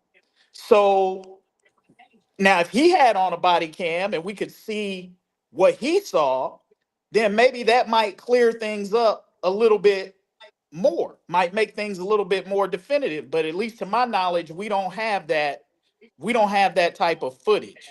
And so I think there's that window of missing information that is there that makes it impossible to say with 100% clarity and certainty that what he saw is the same thing as what we're looking at in that video, if that makes sense. And I'm not trying to defend him. I'm just trying to bring, again, some reason to the debate to say that if we had the angle that he had, would we be thinking it differently? Would we be seeing it differently? Would we be saying it differently? I don't know. So the guy's name is Jay Gramke. Apparently, he was a former sheriff deputy, I think. Is that right, Tevin? Yes. Yeah, he's former chief Butler? deputy. Yeah, Hamilton County. I think I had some cases with him years ago. Yeah. I don't remember him. And so the title reads, "When police lose support, we lose morale and good people," like Larry Henderson. And I'm like, when do the police lose support? They're one of the protected classes. Like when a police officer does something crazy and everybody knows it was illegal and unlawful and The unethical, support comes out in droves. it is what it is. And they still get support. So this idea that somehow they're losing Well, support, it's just well, it's let me give you another it's where the perspective on that. conversation shouldn't go. Police should have. Yeah, let me give you another perspective on Can I that. just me throw When this I in was on real city, quick, Phil? Real quick. I'm just real saying quick, that when I was on city my council, point is real quick. oh, sorry, you Is that want I to think finish? that Sorry. police need to take this opportunity to ask themselves, why did he just target another person in uniform? And there's something there. There's a whole lot that needs to be built in terms of the relationship between the police and marginalized communities. That's what it tells me there. And if we just focus on what this man is saying and we don't take it any deeper than that, we're going to lose this opportunity to get better. That's all. Go ahead, Phil. Yeah, when I was on city council, I think you have to qualify what you're saying about supporting the police depending on the demographic you're talking about, whether it's the country as a whole, the state as a whole. Because I can tell you, when I was on city council, when there were a couple, I can probably think 3 or 4 pretty serious police shootings, and I think in most cases they were black guys that got shot, but I can't remember every one. But I can tell you this: when that occurred, those chambers were packed. They were packed with people, almost everyone speaking out against the cop, often before the facts came in. Okay, and I can tell you, I can remember a couple votes that, again, I don't remember the exact what we were voting on, but it was clearly police, pro police, anti police. It was usually 8-1, and I was the guy supporting the police. And I only say that because to say that, oh, the majority are pro police, depends on the area you're talking It about. does, but generally speaking, police always have the support from the people that really matter. And they have support from the community, generally speaking, outside of marginalized communities that have decades of bad experiences. And those bad experiences don't always manifest themselves in something like catastrophic, is like what we're talking about with this situation here. It could just be every day bumping into an officer or being pulled over for a speeding violation. Let me give you a quick example. Sure. Can I give a quick one? After the riots in 2001, which I know we're not going to argue about this again, but I was there in city council chambers when the riots started. Then it moved to the police department. And the person that, at least in front of my eyes, who was most responsible for starting it was Reverend Lynch the third, not the older one. And we can argue about that, but it certainly was what I saw with my own eyes. After, or just after or maybe before the riots were, oh, I'm sorry, you guys, whatever you guys like to call it, the uprising, I call them riots, but the point being that just toward the end there, they set up a race relations committee chaired by who? The person who, at least I saw, co-chaired, sponsor, who caused the riot. Now, I'm not trying to get off on that. We can save for another day, but it was very clear that 8 people on council, 8 people supported for this, and I did not, because I didn't think it was right to reward somebody who had initiated violence. And I'm only saying this again to make the point that at least in the city of Cincinnati, there is a very strong sentiment that is kind of anti-police. So it isn't necessarily the case that everybody supports the Yeah, police you're just every dead wrong on time. almost When you everything you live in said. a city, that has a very large demographic of marginalized people, you're going to see the results of that, Phil. If you live in a city where a large majority of the demographic is a marginalized people and our relationship with law enforcement is not the greatest, that's going to be reflected when you have police shootings. And again, I know you don't want to get into the territory of whether we call it a riot or an uprising. I don't mind calling it a riot because I don't attach a negative connotation to a riot, because riots get things done and they send a message. And so we can call it a riot if that's what you're more comfortable with. But the point of the riots in 2001, no matter who started them, was that it was a boiling point.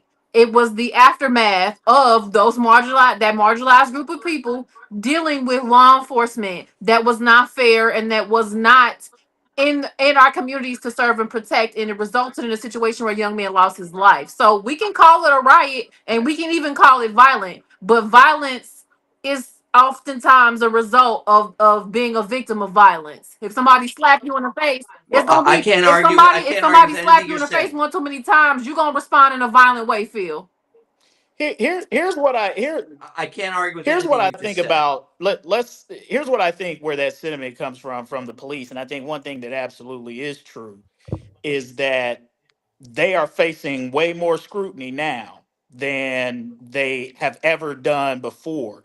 Media coverage, stuff that you see on social media, the advent of body cams and the videos that come out of that. So I think when you hear police officers say that they don't have the support that they once had, uh, what they're saying is what they don't have is sort of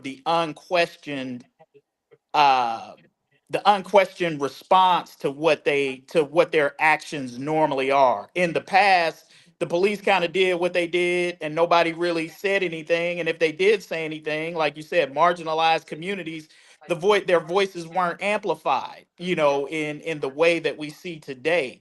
And so they probably are feeling less support because they're under the spotlight more, they're under the scrutiny more, they're being questioned more, and those questions are actually being given validity where they weren't in the past. So they're feeling the weight of that, and that feels like less support, even though, as you said, Nathan, all of the people who typically tend to, and I won't say count because that discounts, I think that discounts, people who have been marginalized, and I don't want to do that and say that they don't count.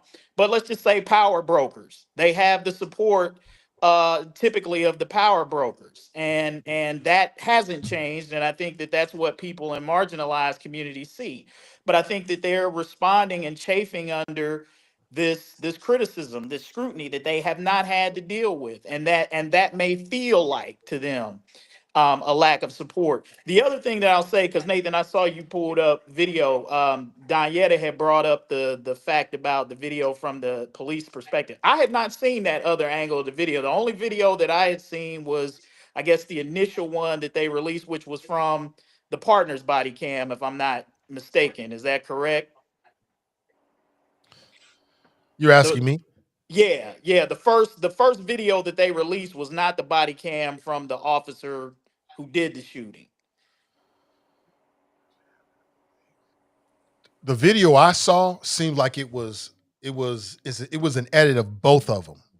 Okay, So see, I didn't it's see, it's yeah, the it video that starts I with saw. the officer that actually pulled the trigger, I believe, and then it cuts to the same scenario, but it's from a different perspective, from a different Okay, officer, to my yeah.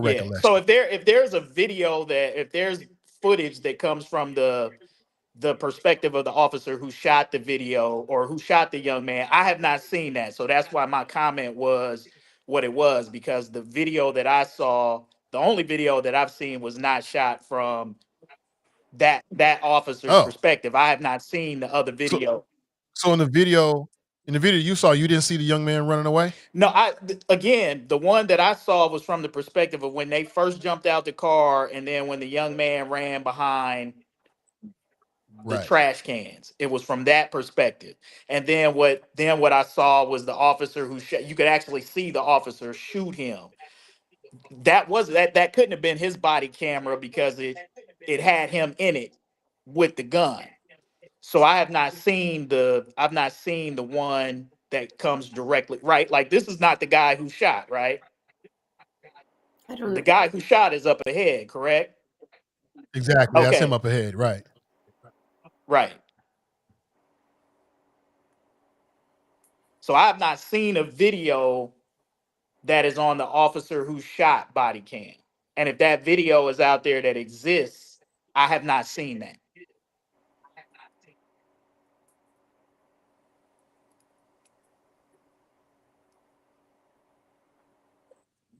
That's the body cam right there.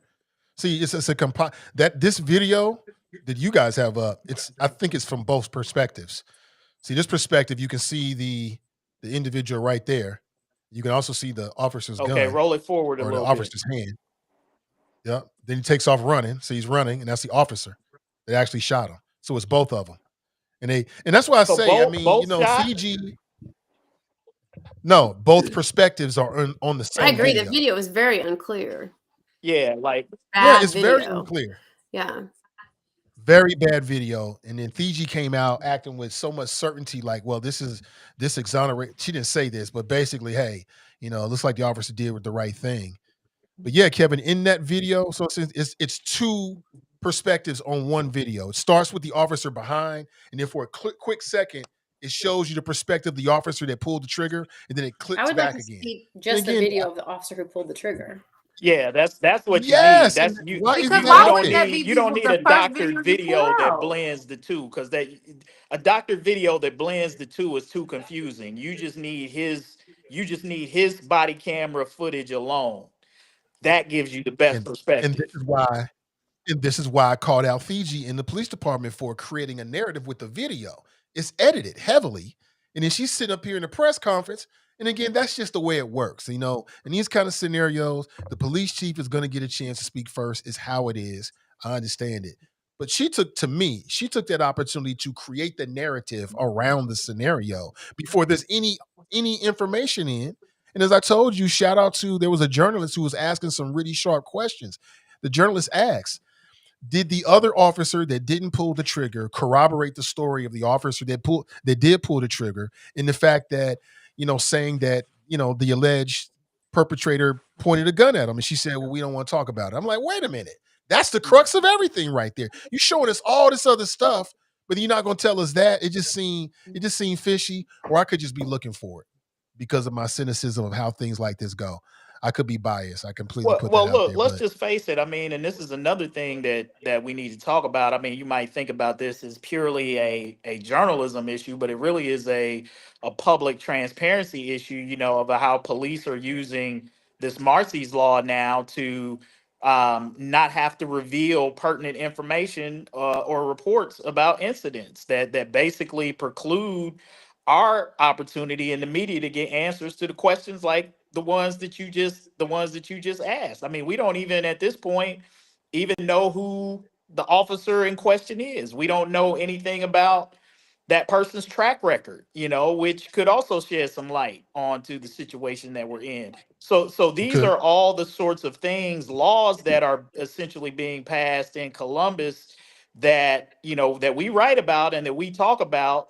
And when you dismiss the importance of the work that mainstream media does, this is the type of stuff that you find your situation in, because this is the type of information that normally we would get and report, that now, because of laws that lawmakers in Columbus are passing to increasingly make it so that you cannot get access to information. I still don't understand how the officers because Marcy's law is for victims of violent crime. I still don't understand, and somebody would need to explain to me and make clear how the officer in this situation is a victim of a violent crime here, to the point where he would be protected, under those rules. And this is the type of stuff that, if you're not paying attention, gets passed in Columbus, which is why who you vote for as your state representatives, everybody gets caught up on who the president is and all of that crap. But when your state representatives are passing laws like this so you can't get information, this is the type of stuff that you need to be paying attention to. Kevin, are you saying that the Inquirer can't do a public records request to get just the video of the police officer who did the shooting? Basically, what we can't no well, they released the video, so yes, Right. but beyond what They but released what beyond they what they wanted to, but I think if you yeah do a public records request, they have to give you everything in the manner in which they keep it, meaning they yeah would have not the pure video. Yeah, they're hiding behind some of these laws now, to keep from releasing certain types of information. I think there's actually even a bill that we recently had our attorneys challenging, in which they're trying to make sure that any investigative materials cannot be released until all of those court proceedings are completed. That means appeals, the whole nine yards. So information, reports, data, that stuff may never see the light of day until years later, because we know a lot of these court cases go on for years after the events have taken place. And again, these are the types of laws that they're passing at the state house, and that they're trying to get through, not just in Ohio, but in other places as well.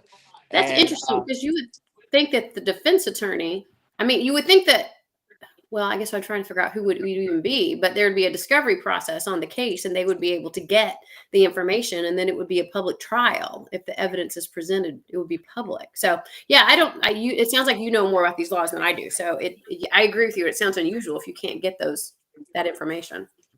Yeah, It there sounds there are a lot of dangerous, is things what that, it sounds. It sounds dangerous because was essentially is if all these things come to pass and become law, what essentially it does is it allows for law enforcement to be able to do exactly what Kevin says Fiji did, which was present a narrative, but never have to follow that up with giving that all that information that was used to construct the narrative until years later after the fact. And so now the public never gets the chance to truly scrutinize anything that law enforcement does or how they carry out any arrest or any of these situations. Now we quite literally have no power. How, like, it's mind-boggling. I am a tax-paying citizen. I can't get access to what should be public information to understand how I should vote in the next upcoming local election on these different levies that support, law enforcement and like it just it sounds insane. So to your point, Kevin, we definitely need to be showing up to local elections and making sure we're putting people in office who have our best interests at heart, because that sounds insane. With that, I just want to thank everybody. Rebecca, it's been a pleasure. You got to All come back right. on Thanks more for having me. if you have the time. Doors always open. Kevin, Raven, Phil, thank you so much for your time. To everybody in the audience, have a great weekend. We'll be back with you next week, Tuesday and Friday at 1 p.m. Tell a friend about the show. Until then, enjoy your day, and we'll talk real soon.